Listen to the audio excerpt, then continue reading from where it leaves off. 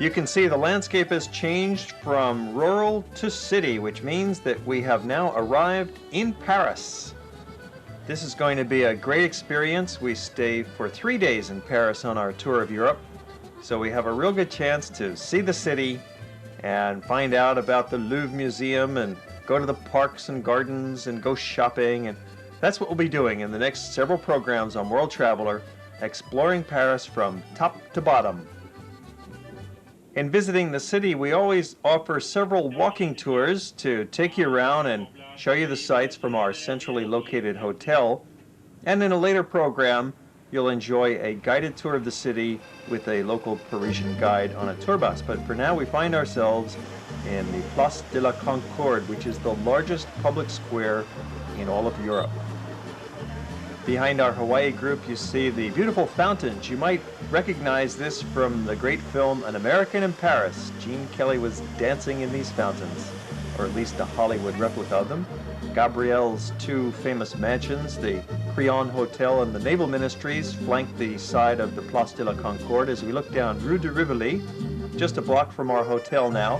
Continuing our first orientation walk, we're heading towards the beautiful Place Vendôme, the royal square built for Louis XIV. It was designed in the late 17th century by Jules Hardouin Mansart in a classic style that came to typify the city of Paris. The Ritz Hotel is located here, as is the Minister of Justice next door. The Vendôme column originally had Napoleon at the top, and there's several very expensive jewelry shops, including Van Cleef & Arpels and Cartier.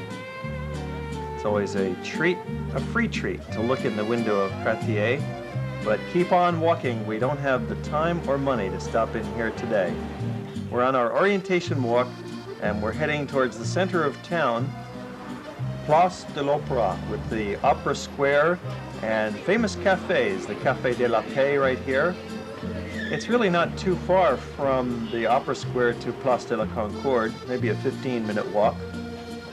We're heading towards the department stores. Printemps and Galeries Lafayette are located just behind the opera. And up on the top floor of Printemps is one of the more interesting cafeterias in the city. This is the second largest department store in all of France. It has two buildings occupying 2 city blocks, and at the top is this cafeteria with reasonably priced delicious food and a stunning view of the city from the rooftop terrace. Even if you're not going to have a big meal, by all means, come up to the roof of Printemps, especially on a nice day like this in June when the weather's fine, and enjoy this splendid panorama view. The domes of the department store behind add an interesting juxtaposition to your lunch, and the food here is quite good and quite reasonable.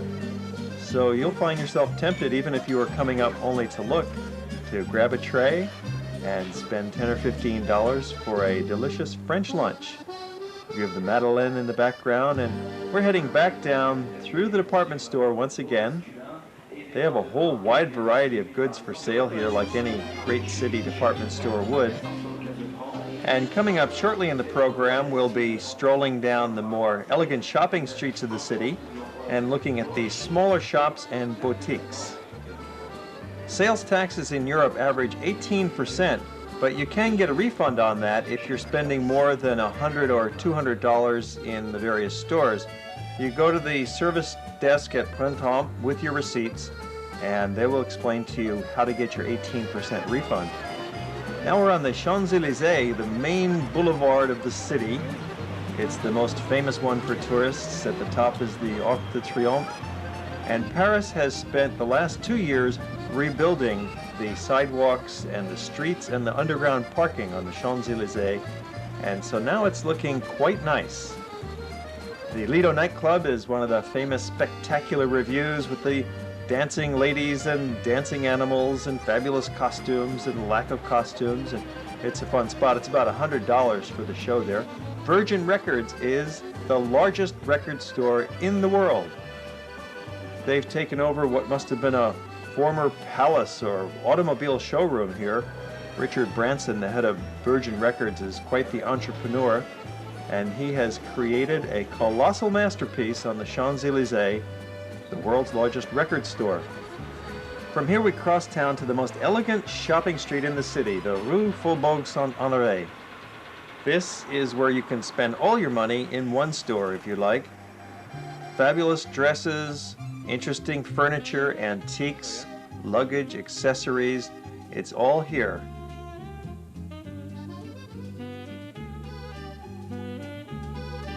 But I have found that the safest time to come walking on the Rue Faubourg Saint-Honoré is either Sunday morning, as we're doing it now, or late at night, because that's when the stores are all closed. So it's a lot cheaper if you're avoiding the main shopping hours. You're not tempted to spend all your money, and you can still enjoy the sights.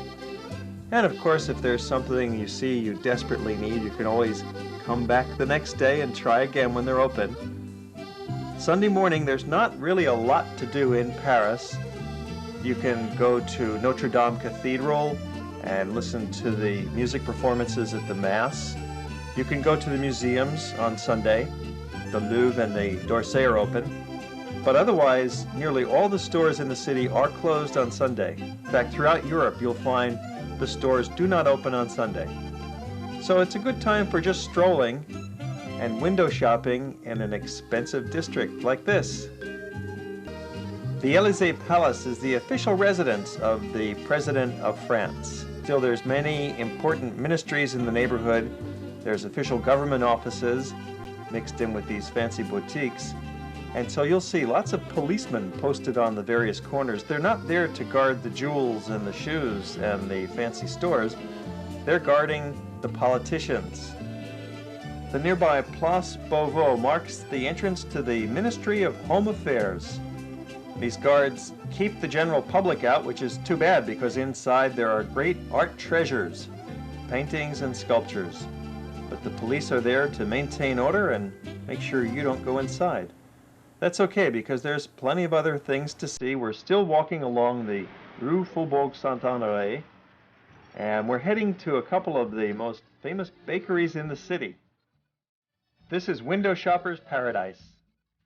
It's also a very expensive residential neighborhood. And there's a lot of diplomatic real estate with the mansions from the ambassadors of the United States, Britain, and Japan. Le Bristol Hotel is one of the more elegant and exclusive hotels of the city. This may be the world's most glamorous shopping district. It's bursting with haute couture. Here you'll find Dior, Yves Saint Laurent, Gucci, Lanvin, Hermes, Cardin, Guy Laroche, Ungaro. They go on and on. Helena Rubinstein. There's antique shops and furniture stores. And then there's the bakeries. Dalloyau has been perfecting its products since 1802. We would like to warn the viewer that in the next 2 minutes you might gain several pounds just from watching. You may get a sugar crash, your appetite might get perked. Just looking in the window, how could you resist going into this store? This is one of the most incredible and sweet and delicious pastry displays you could ever find on the planet. They have a whole wide variety ranging from pastries to pizzas. And they're also famous for their chocolates. Fresh fruits, rich chocolate icings, and it's all made right here at the shop at number 101 Rue du Faubourg Saint-Honoré. It's on the west end of the street down towards Avenue Franklin Delano Roosevelt. And yes, they are open on Sunday mornings. They have cookies, they have quiches, they have a variety of takeout picnic foods as well. And the beautiful foods are presented with an exquisite Parisian style. It's not only pastries, there's some actual wholesome luncheon type foods here. So you can stock up for the day and continue along unless you'd like to look at the next bakery. It's just around the corner. Also very famous Boulangerie Saint-Philippe. Their bread counter is always packed. People pick up their daily baguettes here in Paris. You'll see them all over town carrying their loaf of bread. Perhaps they're munching it as they walk or just taking it home. If you had to pick the one food that's most typically French, you'd probably choose the baguette. And here in Boulangerie Saint-Philippe, you'll find it at its best. They also have a luncheon counter where you can order hot flan au haddock, or grilled meats, or the delicious house terrines and wine by the glass. It's a friendly neighborhood shop, and you can feel at a glance that most of the customers live in the immediate area. For many, it's a daily ritual.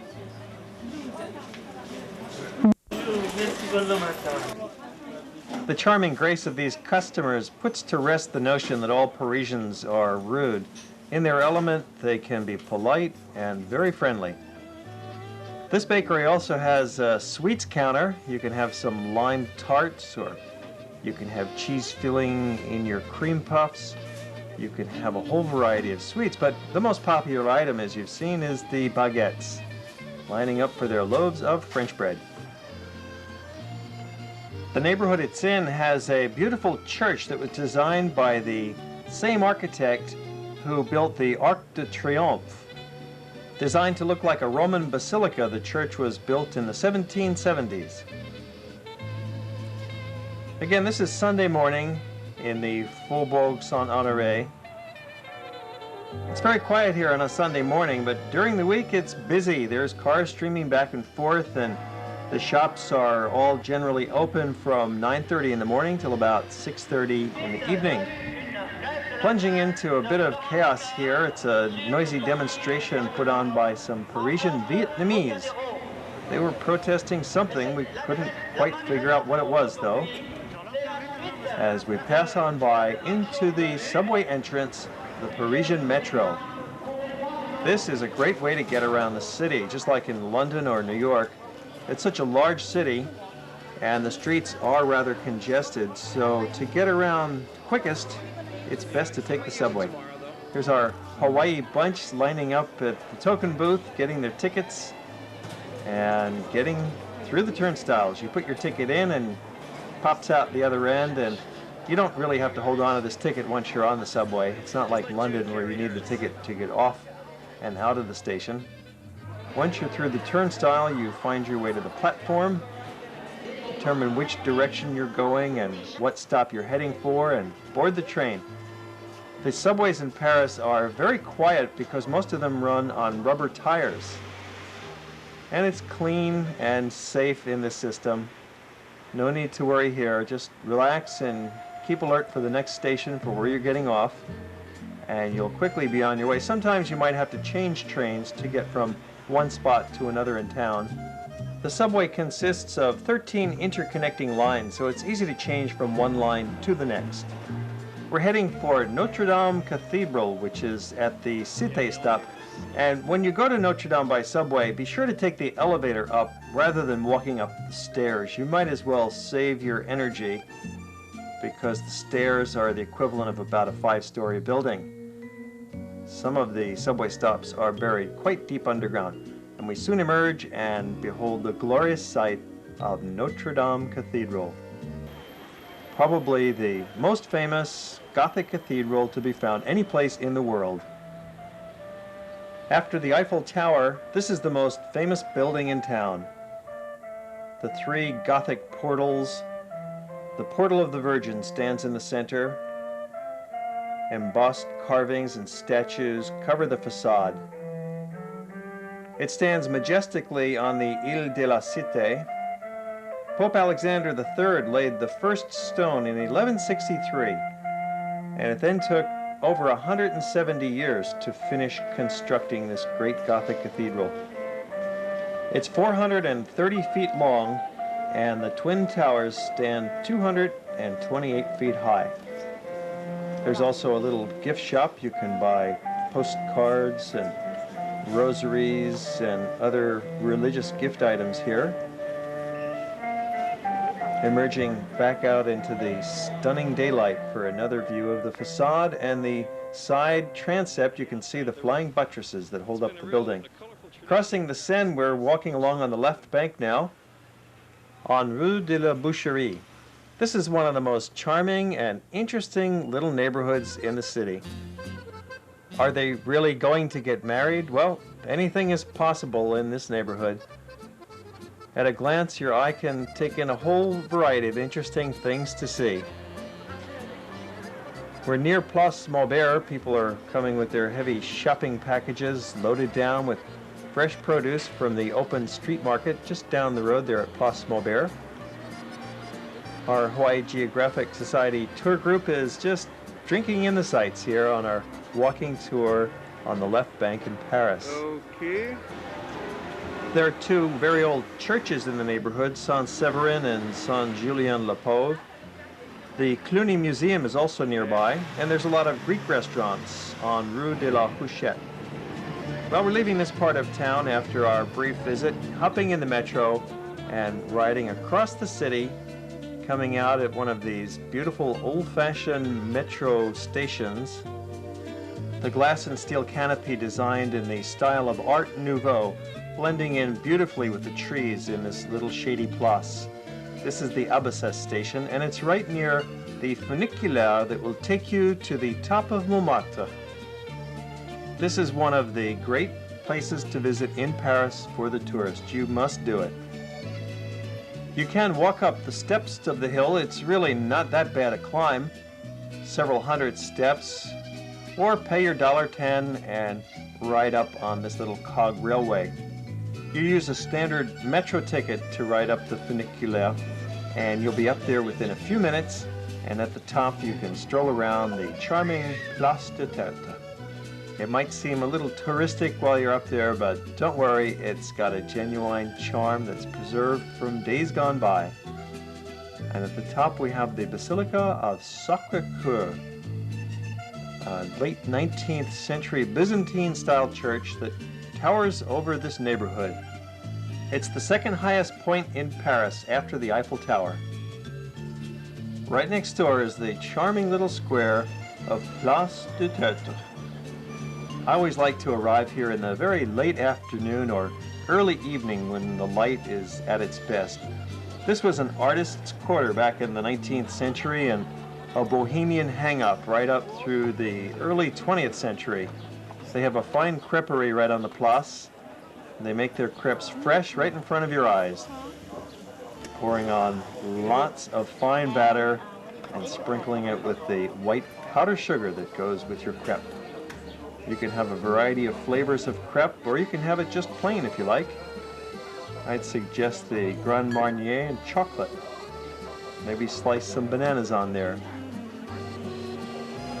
Howard's got his beer and his crepe. He's a happy man.